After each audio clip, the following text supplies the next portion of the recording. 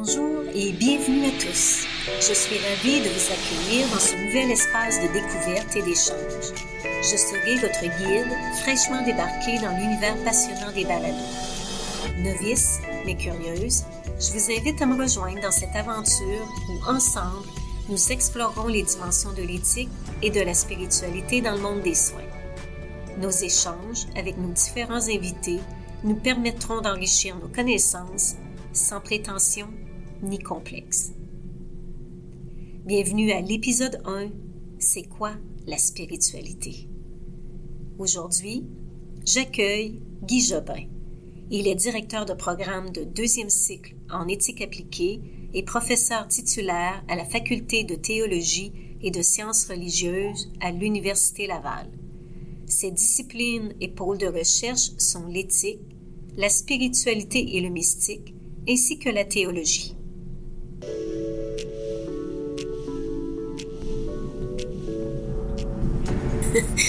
Bonjour Guy, comment ça va? Allô Nancy, ça va bien, merci. Merci d'avoir accepté cette belle invitation. On aura aujourd'hui 4 questions qui vont traiter de la spiritualité. Donc, je débute dès maintenant avec ma première question. Guy, c'est quoi la spiritualité? Je vais te répondre, est-ce qu'on peut vraiment définir ça?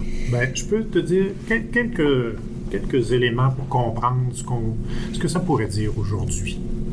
Alors, d'abord, le mot spiritualité est d'apparition récente en français. Ça date du 17e siècle.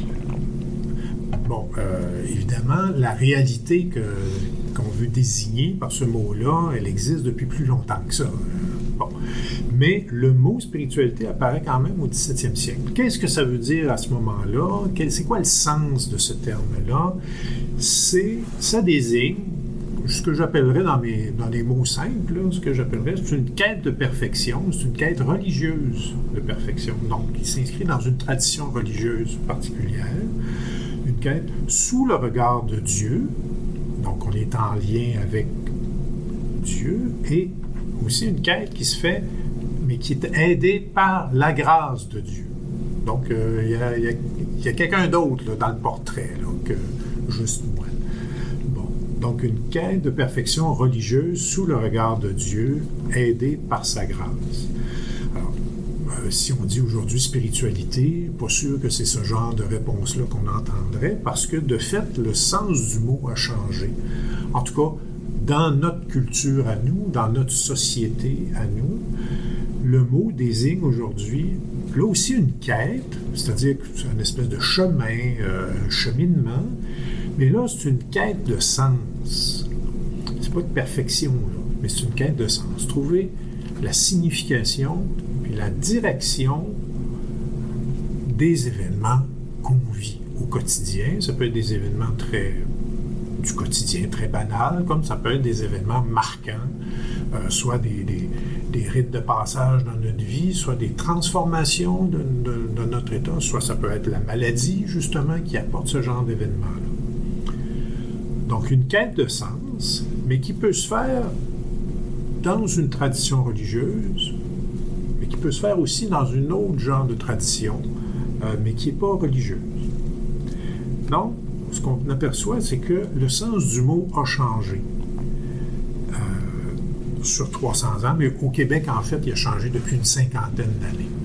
Si vous regardez les vieux livres de spiritualité, enfin vieux, plus vieux que moi, les vieux livres de spiritualité, on va parler de spiritualité, on ne parlera pas de quête de sens, mais là, aujourd'hui, quand on va dans les librairies, quand on regarde soit des librairies grande surface ou la librairie de votre quartier, on va trouver des livres sur la spiritualité et c'est sur la quête de sens que ça porte et pas nécessairement, et pas dans un langage religieux. Est-ce que ça veut dire, Guy, qu'il y a une fracture générationnelle entre nos jeunes et nos aînés à ce moment-là? Quand tu dis qu'avant, lorsqu'on parlait de spiritualité, c'était davantage associé à la religion, alors qu'aujourd'hui, on parle de spiritualité, mais ce n'est pas nécessairement associé à la religion. Ça peut être associé, mais en même temps, ça peut être complètement indépendant de la religion. Donc, est-ce qu'il il y a un écart entre nos jeunes et nos aînés? Est-ce qu'il y a une fracture générationnelle à ce niveau-là? Oui, il y a certainement des représentations différentes, c'est-à-dire des idées ou des conceptions qu'on se fait de la spiritualité et qui varient avec le temps, puis qui varient aussi sur un temps rapide. Bon, je pense à la génération qui a pu connaître le catholicisme du Québec avant les années 1960. On a parlé là de spiritualité, et dans un sens religieux. Cette même génération-là, les boomers, pour en parler, ont, de manière générale, rejeté cette définition-là de la spiritualité pour adopter celle qui est de la quête de sens. Les générations plus jeunes encore, bon, les gens qui sont nés dans les années 70, qui sont nés dans les années 80, 90, pour ces personnes-là, la spiritualité pourra aussi avoir une autre résonance, une autre signification. Enfin, le terme, lui.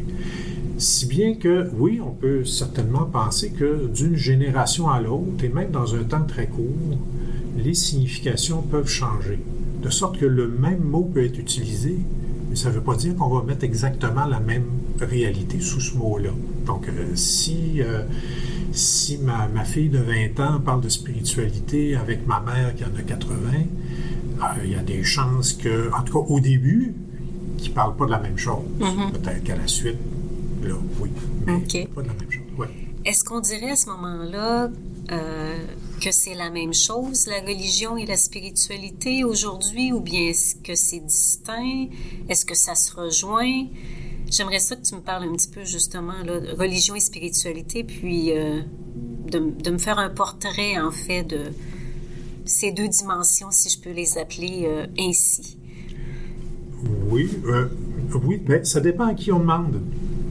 Parce qu'il y a des gens vraiment pour qui la vie spirituelle, puis moi j'aime mieux parler de vie spirituelle, j'ai utilisé le mot spiritualité jusqu'à maintenant, là, mais j'aime mieux parler de vie spirituelle ou d'expérience spirituelle parce que ça démontre le dynamisme de cet aspect-là de la vie humaine. Bon. Alors la vie spirituelle, elle peut se vivre dans une tradition religieuse. On n'a qu'à regarder l'histoire du christianisme, par exemple, où il y a plusieurs traditions spirituelles qui se sont présentées au fil du développement. Là. Pensons par exemple à la tradition des moines. Il y a une spiritualité des moines qui existe, qui est différente, par exemple, de la spiritualité de communautés plus tardives dans l'histoire. Je pense les franciscains. Les franciscains ne sont pas des moines, hein? Ce sont des gens qui vivaient en ville, dans les villes naissantes au Moyen Âge. Donc là, la spiritualité, ou enfin l'expérience spirituelle vécue, elle était différente. Même chose au 19e siècle, 20e siècle. Donc, dans une tradition religieuse, la vie spirituelle peut se vivre, mais avec les mots que cette tradition-là présente, fournie avec les idées aussi qui traversent cette tradition-là. Maintenant, il y a des gens qui, aujourd'hui, vont dire « oui, ça, je me reconnais là-dedans ». D'autres vont dire « non, la spiritualité, c'est quelque chose de différent de la religion. Les deux sont liés, mais pas comme dans le passé. » Donc, OK. Explique-moi ça. Ben oui, ça s'en vient. Ça s'en vient. Donc, aujourd'hui, on a plutôt tendance à voir la spiritualité ou la vie spirituelle comme un phénomène beaucoup plus large, plus universel, c'est-à-dire qui serait le fait de chaque personne, indépendamment de là où elle est, indépendamment de la culture dans laquelle elle vit, puis indépendamment aussi de la tradition religieuse dans laquelle elle se reconnaît, si c'est le cas.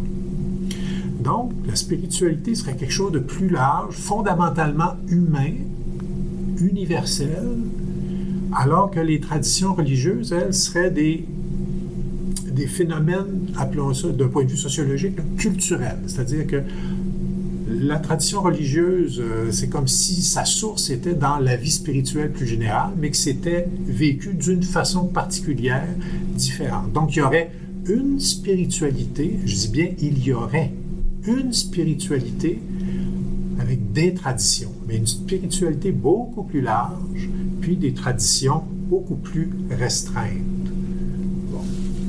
Donc, il y a ça. Alors, mais on peut poser la question à un troisième groupe de personnes qui vont dire spiritualité et religion, c'est comme l'eau et l'huile, ça se mélange pas. La spiritualité ou la vie spirituelle, c'est quelque chose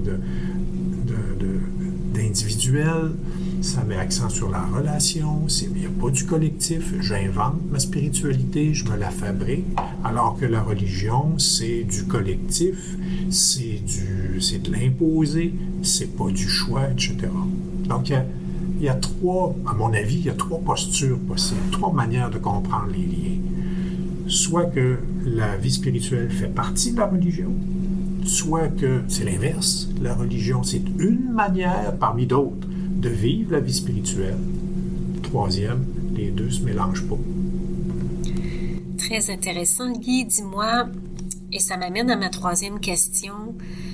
Notre société a mis de côté, puis tu as touché, là, notre société a mis de côté certaines dimensions de la religion, mais en même temps s'est tournée vers d'autres croyances, d'autres systèmes de sens, d'autres valeurs. Donc, est-ce qu'il y a plusieurs formes de spiritualité ou de diversité des conceptions à cet égard? Oui, c'est clair que si le maître mot, je dirais, dans toute cette nébuleuse là, du religieux, du spirituel, là, le maître mot, c'est la diversité. Puis c'est pas parce que c'est un mot à la mode, là, c'est parce que l'histoire nous le montre, et puis aussi le regard contemporain sur notre culture actuelle nous le montre aussi. Alors, diversité, il y a déjà de la diversité, j'ai fait allusion tout à l'heure, au sein des traditions religieuses. Oui. Il y a déjà dans les traditions religieuses plusieurs manières de vivre une spiritualité qui aurait une source dans, par exemple, c'est le christianisme, là. Bon. Mais par contre, ce qu'on voit, c'est qu'il y a de la diversité aussi entre les différentes traditions. Puis il y a des traditions religieuses, spirituelles religieuses, et il y a des traditions spirituelles qu'on peut dire laïques ou humanistes. Maintenant, c'est pas parce que c'est religieux que c'est pas humaniste, là. Il faut faire la nuance, là. Mais l'enjeu, c'est que, oui, il y a de la diversité. Parce que comme il n'y a plus de monopole d'une religion, en tout cas, si on regarde la société québécoise, il n'y a plus de monopole d'une religion sur l'ensemble de la culture. Alors, ce qui fait qu'il y a de l'espace pour l'expression d'autres manières de vivre la vie spirituelle que celle plus traditionnelle. Alors, d'autres espaces, un espace qui est occupé par d'autres traditions religieuses, je pense au judaïsme, je pense à l'islam aussi, qui est d'arrivée plus récente au Québec, mais des traditions qui ne sont pas nécessairement des traditions religieuses, mais où les gens, et là aussi, il y a une diversité là, je dirais de traditions là aussi, mais qui sont pas religieuses. OK, donc si je suis ta réflexion, est-ce que en affirmant être au service de son bien-être ou en quête de sens ou bien en quête de bonheur, on peut alors parler d'une vie spirituelle? Tu sais, quand on parle du non-religieux, est-ce qu'on peut à ce moment-là parler de spiritualité dans ce sens? Oui, en tout cas, on voit qu'il y a beaucoup de gens qui parlent comme ça. Oui, bon. Tout à fait. Maintenant, est-ce qu'on peut en parler? Est-ce qu'on peut? Oui, on peut. Ou de quoi? Non, mais de quoi on parle quand on dit ça là? Bien, c'est-à-dire que la vie spirituelle, elle est souvent associée elle est plus récemment, je pense qu'elle a été associée, et elle l'est encore, au bien-être. Mm-hmm. Et quand on regarde, moi j'ai fait de la recherche sur ces questions-là dans le monde de la santé, quand on regarde les définitions de la spiritualité dans le monde de la santé, parce que le monde de la santé s'intéresse à cet aspect-là de la vie humaine aussi, c'est récent, mais il s'y intéresse, on voit bien que l'idéal de la vie spirituelle, c'est d'être dans une forme de bien-être qu'on va décrire parfois de manière assez... assez exhaustive, d'être en relation avec soi-même, en parfaite adéquation avec soi-même, avec les autres, avec la nature, avec un autre, avec un grand A, si c'est important pour la personne, d'être capable de... Donc, ce genre de représentation-là, de la vie spirituelle, c'est courant, on le voit souvent. Bon, alors le bien-être. La quête de sens... Beaucoup de gens vont associer le fait d'être en quête de sens avec une quête de bonheur aussi. Et c'est pas, je veux dire intuitivement, c'est pas faux, là. On a quelqu'un qui veut être heureux, il a trouvé du sens dans sa vie, ou quelqu'un qui a trouvé du sens dans sa vie peut vivre une certaine forme de bonheur, c'est clair. Et je ne pense pas qu'on peut réduire la vie spirituelle ou la limiter à simplement le bien-être ou à un bonheur. Et pourquoi? Bien, parce que la vie spirituelle, ça touche à une gamme, pas juste d'états, mais une gamme d'émotions qui disent quelque chose du sens de la vie. Je donne un exemple. Quelqu'un qui est indigné devant l'injustice, une indignation profonde, là, pas juste du chialage puis un râlage, là, une indignation profonde. Je pense à de nombreux militants qui œuvrent dans le monde communautaire, là, justement à cause d'un sentiment comme ça. Ça peut être un sentiment moral, certainement, mais ça peut venir aussi du fait qu'on trouve que la manière dont le monde est organisé n'a pas de sens. Il n'y a pas de signification, puis aide pas les gens à vivre une forme d'épanouissement. Je n'ai pas dit seulement bonheur, là, mais épanouissement. Bien, cette indignation-là, ça peut être une expérience spirituelle importante. Je donne un autre exemple que je tire du monde de la santé. Vous savez, hein, la suite des générations, la manière normale de se faire, c'est que les enfants voient leurs parents mourir. Ça fait partie de la vie. Quand c'est l'inverse qui arrive, un parent qui voit son enfant mourir, ça, c'est pas normal. Ça, c'est absurde. Ça n'a pas de sens. Donc, on tombe en quête de sens et non en quête de bonheur. Exactement, exactement. À ce moment-là, donc, on cherche du sens. Bon, est-ce qu'on va en trouver? Ça, c'est une autre question. Mais donc, l'être humain, c'est quelqu'un qui cherche du sens.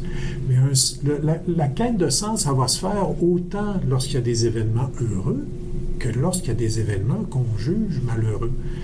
Et l'état de la vie spirituelle, donc, ne se limite pas justement à c'est-à-dire, la vie spirituelle, j'aurais dû le dire, là, c'est pas un état. C'est pas un état de bonheur. C'est une quête. C'est un cheminement.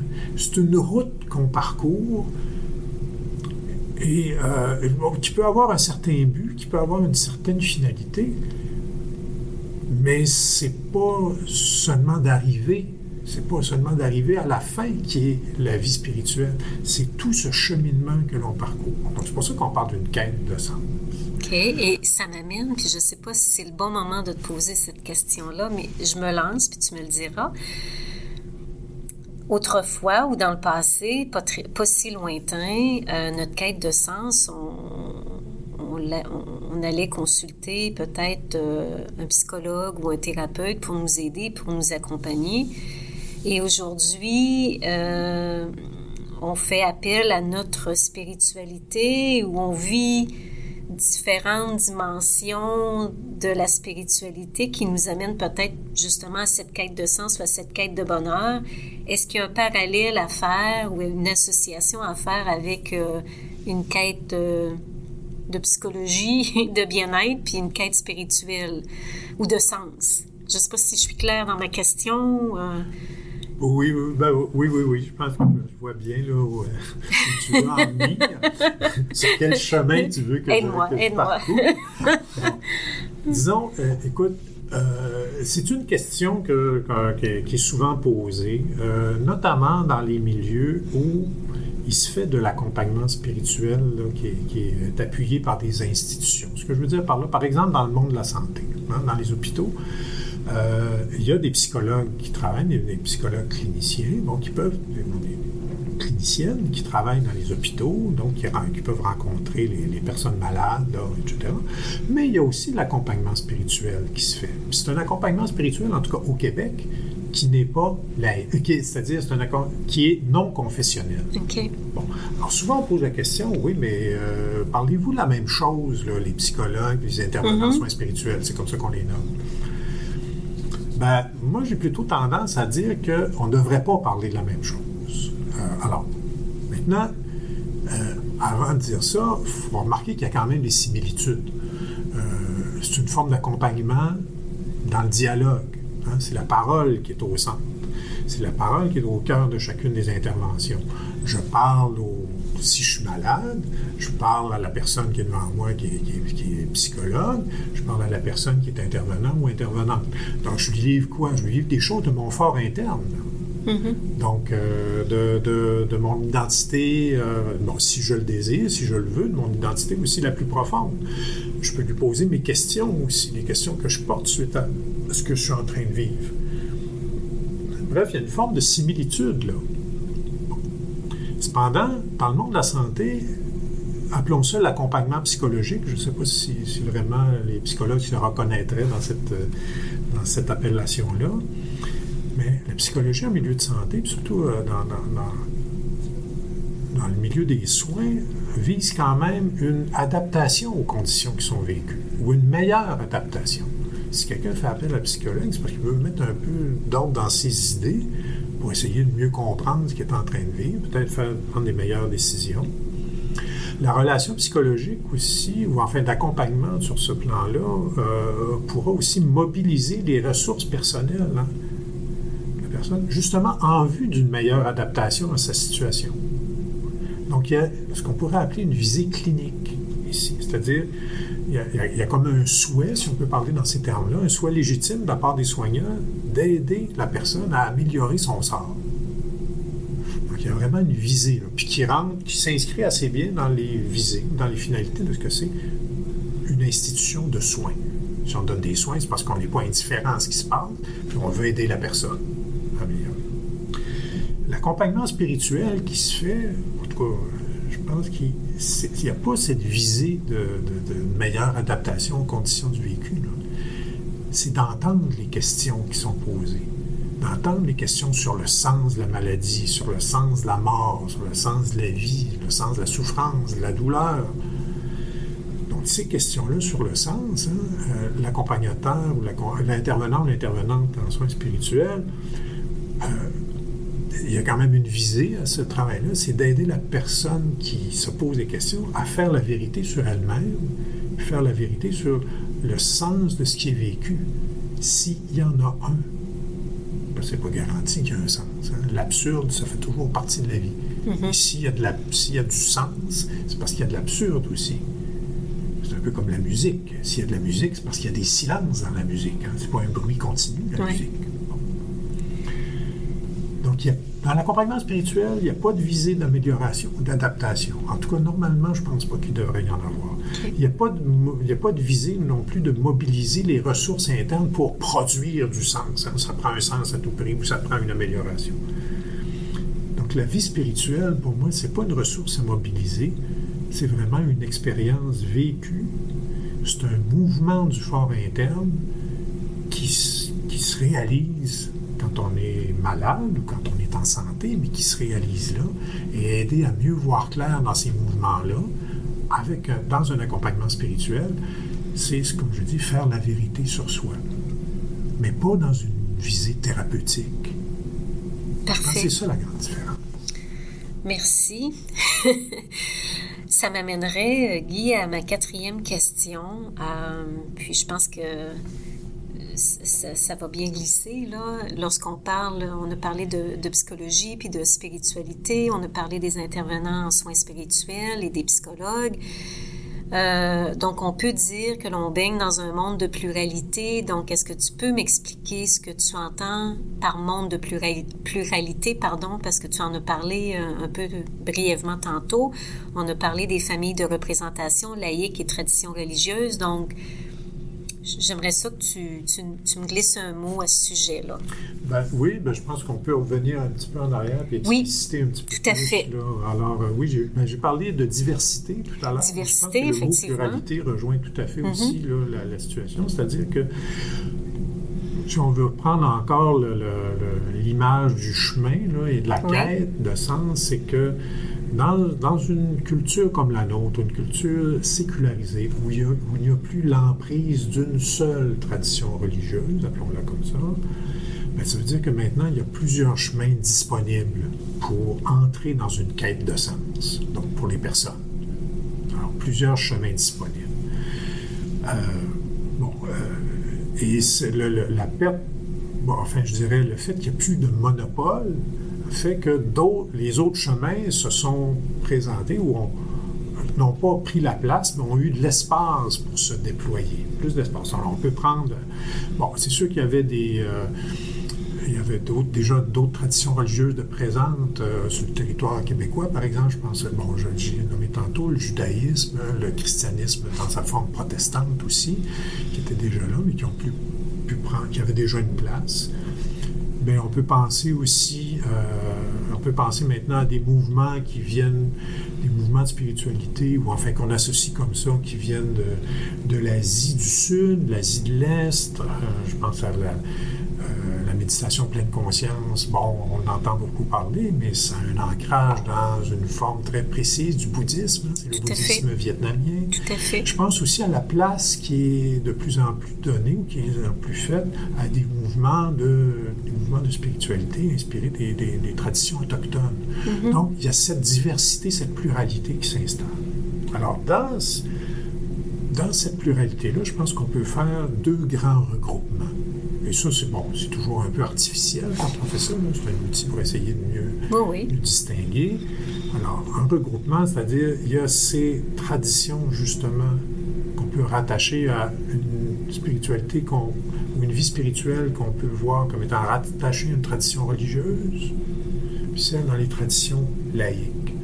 Je pense par exemple à l'accompagnement spirituel en milieu de santé, comme je l'ai dit tantôt, c'est un accompagnement qui est non confessionnel, qui ne se rattache pas à une tradition très précise, mais qui est ouverte à toutes sortes de discours, toutes sortes d'idées, de représentations. Et quand je dis ça, c'est pas péjoratif, c'est que vraiment, il y a une diversité, il y a une pluralité.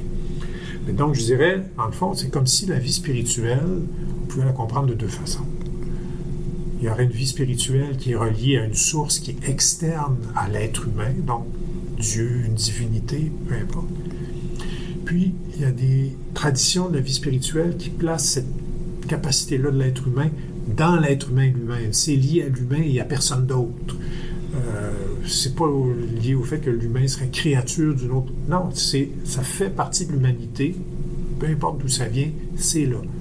Donc, ces 2 grandes familles-là, me semble, permettent de regrouper les propositions, les quêtes de cheminement spirituel, la diversité en tout cas qu'on voit. Des traditions. Donc, je me répète là, mais des fois... Est-ce qu'on pourrait dire qu'au Québec, on est davantage en l'ère d'une conscience laïque? Je ne sais pas si la question elle doit se poser de cette façon-là, une conscience laïque. On est dans une société dont les institutions sont officiellement laïques. Ça, c'est sûr.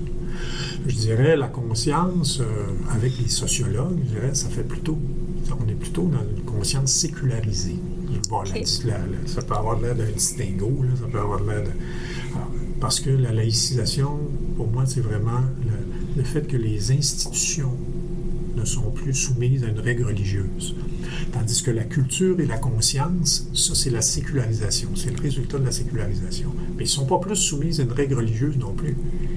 Enfin, sauf par choix. OK. Sauf par choix. Alors, je pense que le fait que des quêtes spirituelles, on en situe la source dans l'être humain, oui, je pense que ça fait partie de ces traditions-là qui ont émergé avec la sécularisation. Alors, mais il reste encore des traditions, il reste encore des quêtes de sens qui sont vécues par des gens dans une tradition où la source, elle est extérieure à moi. Appelons ça une tradition religieuse. Parfait. Parlant de conscience laïque, ça m'amène à ma 5e question, la dernière, ça va vite.